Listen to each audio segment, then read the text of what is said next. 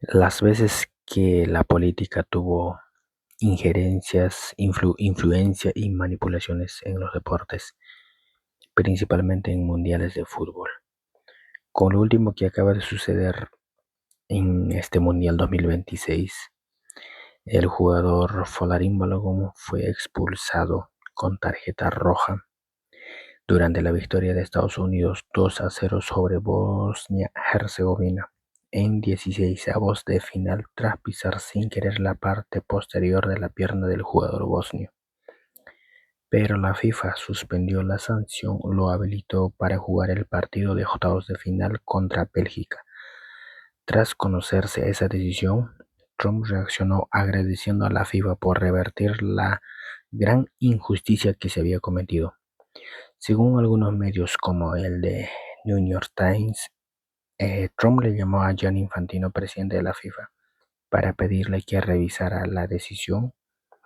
El comité disciplinario de la FIFA aplicó su facultad de suspender la sanción, dejando la tarjeta roja en su historial, pero sin cumplir el partido de castigo bajo un periodo de prueba de un año. Entonces, las veces que se cometen ese tipo de injerencias políticas en el fútbol, en los mundiales desde su creación de 1930 hasta la actualidad 2026. En Italia 1934 es el caso más citado por los historiadores, ya que el régimen fascista de Benito Mussolini utilizó el mundial como propaganda para mostrar la supuesta superioridad de la Italia fascista. Existen debates sobre presiones a árbitros, decisiones favorables a Italia, aunque no hay pruebas concluyentes de un fraude organizado. Lo que sucede en Francia en 1938 se celebró en un ambiente de gran tensión política previo a la Segunda Guerra Mundial. La anexión de Austria por la Alemania nazi impide que Austria participe como selección independiente. Varios jugadores fueron incorporados a Alemania. En el Brasil 1950 no hubo manipulaciones políticas del torneo, pero el gobierno brasileño lo utilizó como símbolo del desarrollo nacional y de la imagen del país. En el Chile 62 se realizó 2 años después de un devastador terremoto. El gobierno chileno convirtió el mundial en una demostración de reconstrucción nacional. Y en el Argentina 1978 es, junto con Italia 1934, el ejemplo más conocido. La dictadura militar encabezada por Jorge Rafael Videla utilizó el mundial como herramienta de propaganda internacional.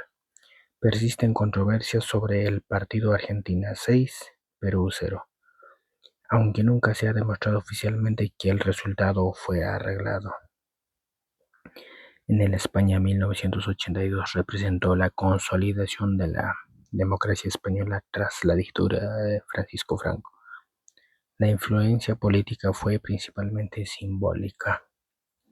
En el México 1986 fue sede tras la renuncia de Colombia por motivos económicos.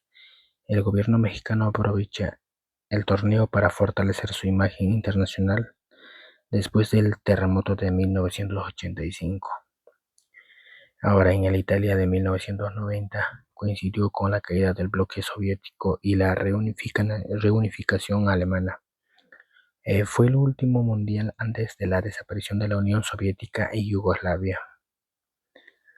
En el Francia 1998 la victoria francesa fue presentada como un símbolo de integración multicultural, lo que tuvo un importante impacto político y social dentro del país.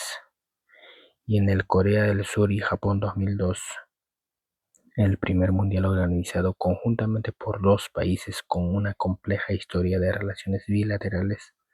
Además surgieron fuertes polémicas por arbitrajes favorables a Corea del Sur frente a Italia y España. Aunque las decisiones fueron muy discutidas, nunca se demostró una conspiración política.